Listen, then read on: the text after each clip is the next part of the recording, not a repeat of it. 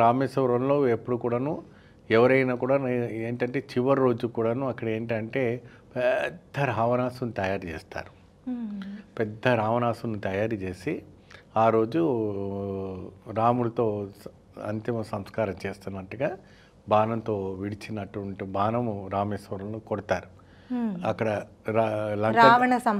రావణ సంహారం జరిగింది. ఎందుకంటే అక్కడి నుంచే రావణుడికి ప్రారంభమైంది కాబట్టి రామాయణంలో రావణంతా దహనం అయింది కదమ్మా.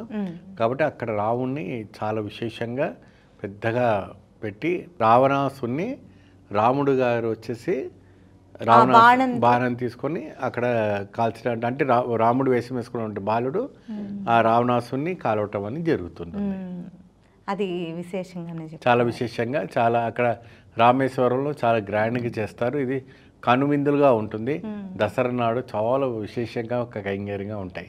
అసలు మనకు 2 కళ్ళు సరిపోవు, అది అంతటి వైభవం కనపడుతూ ఉంటుంది. అసలు సిసలైన దసరా మహోత్సవం చూడాలంటే రామేశ్వరం వెళ్ళాలన్నమాట. బ్రహ్మాండంగా వెళ్ళాలి. ఎందుకంటే అక్కడే రామాయణం అంతా ముగించింది కాబట్టి అక్కడే ఒక దసరా కూడా ప్రాముఖ్యతగా తెలుసుకోవడం జరుగుతుంటుంది.